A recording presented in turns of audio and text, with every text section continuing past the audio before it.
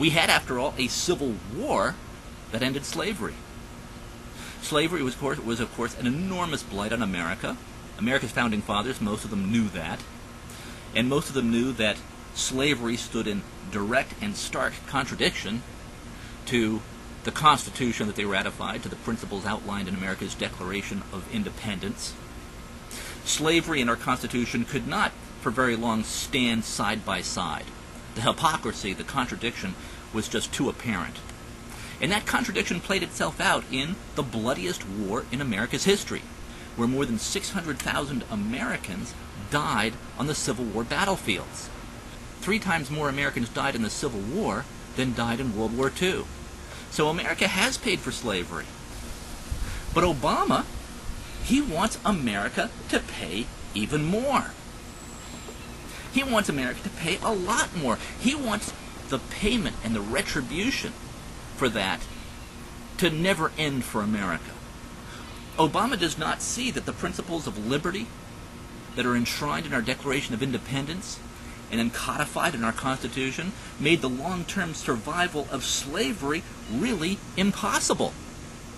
Our Declaration of Independence says we hold these truths to be self-evident, that all men are created equal, that all men are endowed by their Creator with certain unalienable rights, that among these are life, liberty, and the pursuit of happiness. That's what our Declaration of Independence says.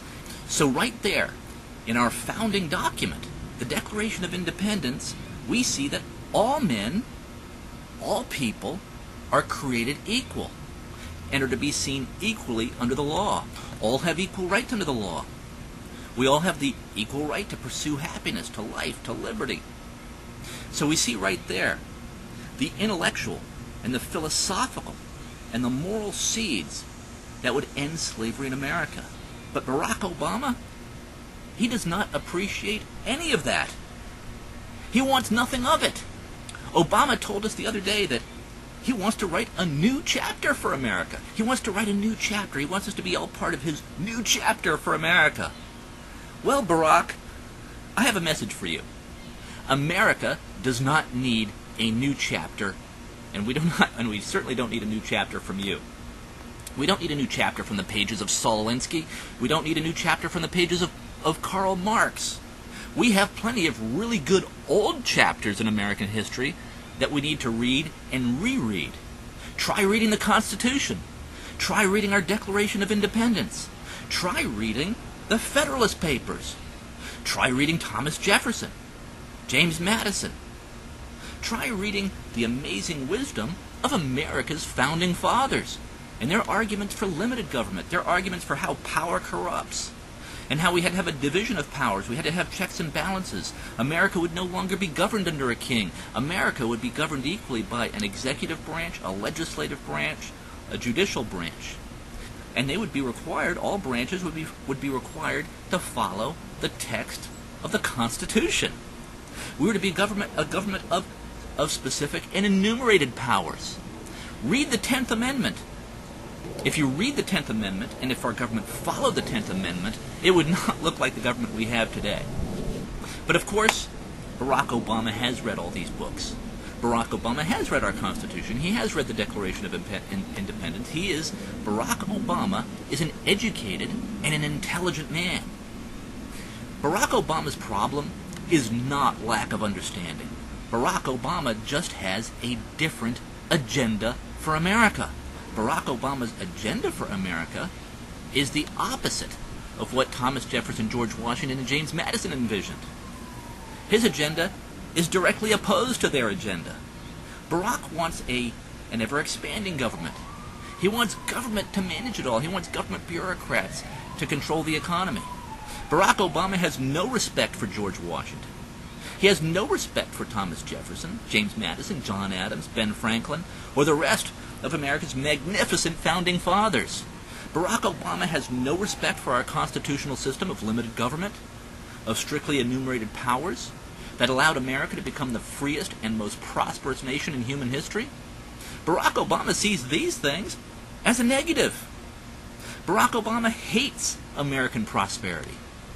That's why Barack Obama keeps lamenting that America consumes 25% of the world's energy resources. How often have you heard him repeat that canard.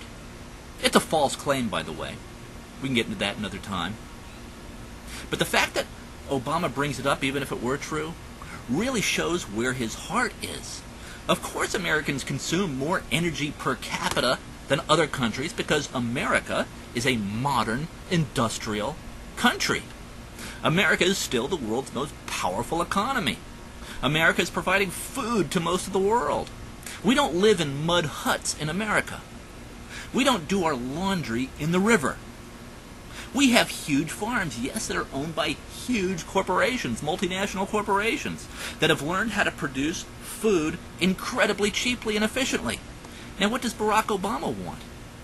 Does he want these huge corporate farms to just shut down so that the world starves?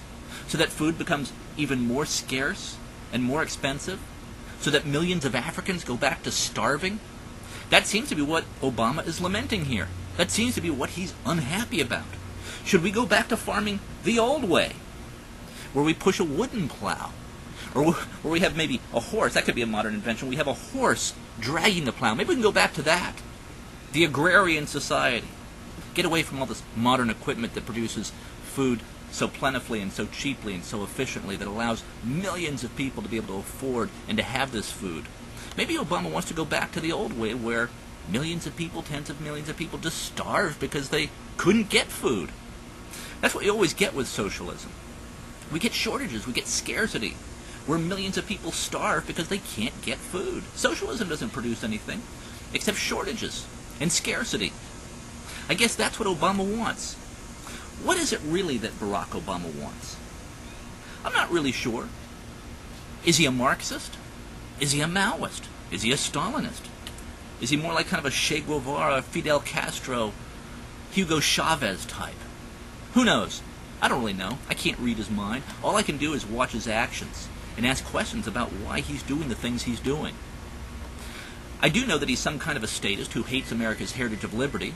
He thinks he knows better how to run our lives than we know how to run our own lives. He thinks that.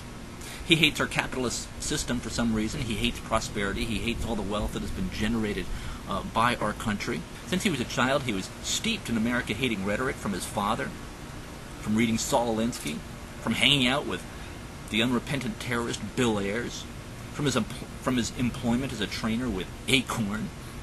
Obama is no garden variety liberal. Obama is a man of the left, and he hates America. He hates capitalism. Now, I'm not sure if he knows exactly what he wants. Maybe some kind of neo-Marxist fantasy, I suppose. What is clear is he doesn't want this. He doesn't want this system.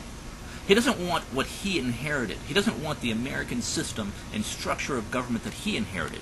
So Obama tells us that he's going to write a new chapter in America's history, by which he means presumably a better chapter.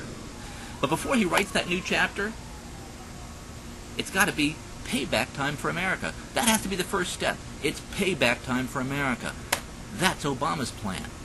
So we now see payback time playing out in the Gulf oil disaster. He's doing absolutely nothing to plug that hole. He's throwing up every bureaucratic roadblock he can to stop ships from cleaning up the oil spill, to stop Governor Bobby Jindal from preventing the oil from hitting the shores of Louisiana. It's payback time for America. Obama is doing everything he can to destroy our economy. How else can you explain the trillions upon trillions of dollars in debt he's now piling onto the backs of our children and grandchildren? How do you explain this? Everybody knows that all this debt can't do America any good, isn't good for our economy. If you want more prosperity, do you just go out there and start charging things on your credit card, run up all this credit card debt? Do you generate prosperity by yourself by just digging yourself deeper and deeper into debt?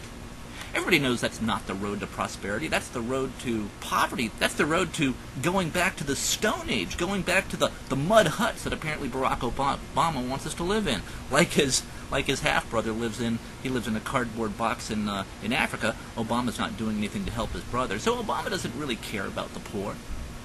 Obama is he's motivated by anger toward America. So it's payback time for America in Barack Obama's mind.